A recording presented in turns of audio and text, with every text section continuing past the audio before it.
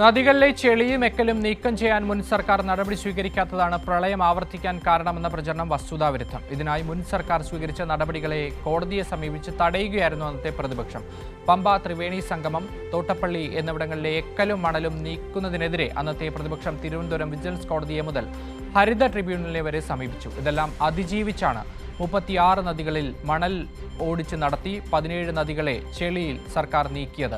വിവരങ്ങളുമായി സാലി മുഹമ്മദ് കൊച്ചിയിൽ നിന്ന് ചേരുകയാണ്. നദികളിലെ ചെളിയും എക്കലും മണലും ഒക്കെ നീക്കം ചെയ്യുന്നതിന് വേണ്ടി മുൻ സർക്കാർ യാതൊരു നടപടിയും സ്വീകരിക്കാത്തതാണ് ഇക്കുറി പ്രളയം ആവർത്തിക്കാൻ കാരണം എന്നതാണ് ചില കേന്ദ്രങ്ങളിൽ പ്രചരിപ്പിക്കുന്നത്. പക്ഷേ അതിൽ വസ്തുതാവിരുദ്ധമായ കാര്യങ്ങളുണ്ട്. വലിയ നടപടികൾ കഴിഞ്ഞ രണ്ട് സർക്കാരുകളുടെ കാലത്തും പ്രളയം ആവർത്തിക്കാതിരിക്കാൻ നടപടികൾ സ്വീകരിച്ചിരുന്നു. അതിൽ ഏറ്റവും പ്രധാനപ്പെട്ടത് നദികളിൽ നിന്ന് മണലും എക്കലും ഒക്കെ നീക്കുക എന്നുള്ളതായിരുന്നു. അതിൻ്റെ കണക്ക് തന്നെ കഴിഞ്ഞ ദിവസങ്ങളിൽ പുറത്തു വന്നിരുന്നു. അതിൽ ഒരു മണൽ ഓഡിറ്റ് നടത്തി 36 നദികളിലാണെന്ന് LDF സർക്കാർ മണൽ ഓഡിറ്റ് നടത്തിയത്. അതിൽ 17 നദികളിൽ നിന്ന് മണലും ചെളിയും നീക്കം ചെയ്യാവുന്നതാണ് എന്ന് കണ്ടെത്തി അതിനുള്ള നടപടികൾ സ്വീകരിച്ചു. ഹരിത കേരള മിഷൻ്റെ ഭാഗമായി 412 കിലോമീറ്റർ പുഴ വീണ്ടെടുത്തു. 45,736 കിലോമീറ്റർ തോടുകളും നീർച്ചാലുകളും വീണ്ടെടുത്ത് ഒഴുക്ക് ശക്തമാക്കി നിലനിർത്തി. അങ്ങനെയൊക്കെ ഒട്ടേറെ നടപടികൾ കഴിഞ്ഞ സർക്കാരിൻ്റെ കാലത്ത് സ്വീകരിച്ചതിൻ്റെ ഭാഗമായാണ് പിന്നീട് വന്ന വലിയ മഴക്കാലത്ത് പോലും പ്രളയങ്ങൾ ഇതുപോലെ വെള്ളപ്പൊക്കങ്ങൾ ആവർത്തിക്കാതിരിക്കാൻ കാരണം. പക്ഷേ അന്ന് സർക്കാർ സ്വീകരിച്ച നടപടികളോട് എന്തായിരുന്നു അന്നത്തെ പ്രതിപക്ഷത്തിൻ്റെ നിലപാട് എന്ന് പരിശോധിച്ചാൽ കൗതുകകരമാണ്. കാരണം സർക്കാർ ഇത്തരം നീക്കങ്ങൾ പ്രളയം ആവർത്തിക്കാതിരിക്കുന്നതിന് വേണ്ടി മണലും എക്കലും ചെളിയും ഒക്കെ പുഴകളിൽ നിന്ന് നീക്കുന്നുള്ള നടപടി ആരംഭിച്ചപ്പോൾ അതിനെതിരെ കോടതിയിൽ പോയവരാണ് അന്നത്തെ പ്രതിപക്ഷം എന്നുള്ളതാണ്. ആദ്യ പിണറായി സർക്കാരിൻ്റെ കാലത്ത് പ്രതിപക്ഷ നേതാവായിരുന്ന രമേശ് ചെന്നിത്തല തിരുവനന്തപുരം വിജിലൻസ് കോടതിയെ സംബന്ധിച്ച് പുഴകളിൽ നിന്ന് മണലും മണ്ണും നീക്കം ചെയ്യുന്നതിനെതിരായ വിധി സമ്പാദിച്ചു. സംസ്ഥാന സർക്കാർ അതിനെതിരെ ഹൈക്കോടതിയിൽ അപ്പീൽ പോയിട്ടാണ് ആ വിധി വെക്കേറ്റ് ചെയ്ത് മേടിച്ചത്, ആ സ്റ്റേ വെക്കേറ്റ് ചെയ്ത് മേടിച്ചത്. തുടർന്നാണ് കുറേ നദികളിലേക്ക് മണലും മറ്റും നീക്കം ചെയ്യാൻ അന്ന് സാധിച്ചത്. അതിലേറ്റവും പ്രധാനപ്പെട്ട കേന്ദ്രം പമ്പയും പമ്പ ത്രിവേണി സംഗമ ഭാഗത്തുമായിരുന്നു. അവിടെ മണൽ നീക്കം ചെയ്യുന്നത് പരിസ്ഥിതിക്ക് ദോഷമാണ്, അഴിമതിയാണ്. ഇതായിരുന്നു രമേശ് ചെന്നിത്തലയുടെ ആരോപണം. സ്വാഭാവികമായും വിജിലൻസ് കോടതിയിൽ കേസെത്തി. വിജിലൻസ് കോടതി അതിൽ പരിശോധന ആവശ്യമായതിനാൽ നീക്കം ചെയ്യുന്നത് തടഞ്ഞുകൊണ്ടെന്ന് ഉത്തരവിട്ടു. സംസ്ഥാന സർക്കാർ ഹൈക്കോടതിയെ സമീപിച്ചു, സ്റ്റേ വെക്കേറ്റ് ചെയ്ത് മേടിച്ചു. ഈ പമ്പയിലെയും മറ്റും കുറേ ഭാഗത്തെ മണൽ നീക്കം ചെയ്യാൻ, ചെളിയും മറ്റും നീക്കം ചെയ്യാൻ കഴിഞ്ഞു. ഒപ്പം തന്നെ മറ്റൊരു പ്രതിപക്ഷ പാർട്ടിയായി BJP നടത്തിയിരുന്നു. അന്ന് BJPയുടെ സംസ്ഥാന അധ്യക്ഷനായത് കുമ്മനം രാജശേഖരൻ ദേശീയ ഹരിത ട്രിബ്യൂണലിനെ സമീപിച്ചു. അന്നത്തെ UDF പ്രതിപക്ഷവും ഒപ്പം ചേർന്നു. ഹരിത ട്രിബ്യൂണൽ ഇതിൽ ചില നിയന്ത്രണങ്ങൾ ഏർപ്പെടുത്തി. പൂർണ്ണമായിട്ട് മണൽ നീക്കം ചെയ്യുന്നത് തടയാൻ ഹരിത ട്രിബ്യൂണൽ തയ്യാറായില്ല. കാരണം അത് പ്രളയവും ഒക്കെ ബന്ധപ്പെട്ട നടപടികളായതിനാൽ തടയുന്നില്ല എന്ന് പറഞ്ഞ് ചില നിയന്ത്രണങ്ങൾ ഏർപ്പെടുത്തി.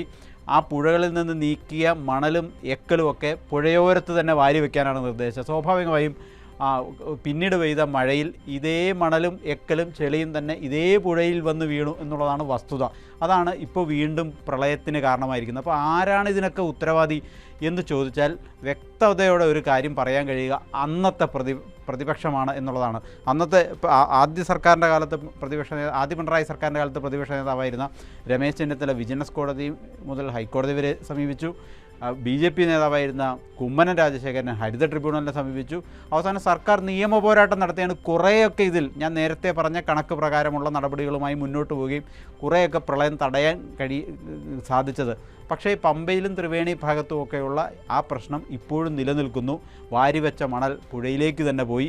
അതിന് കാരണം ഹരിത ട്രിബ്യൂണലിലുണ്ടായിരുന്ന ഹർജിയാണ് എന്നൊക്കെ എല്ലാവർക്കും അറിയാം. പക്ഷേ അതൊക്കെ മറച്ചു വെച്ചാണ് ഒന്നും രണ്ടും പിണറായി സർക്കാരുകളാണ് ഇപ്പോഴത്തെ പ്രളയത്തിന് കാരണം എന്ന വിചിത്രവാദം ചില കേന്ദ്രങ്ങൾ മുന്നോട്ട് വയ്ക്കുന്നത് എന്നുള്ളതാണ്. സമാന സ്ഥിതി തന്നെ നമുക്ക് കാണാം.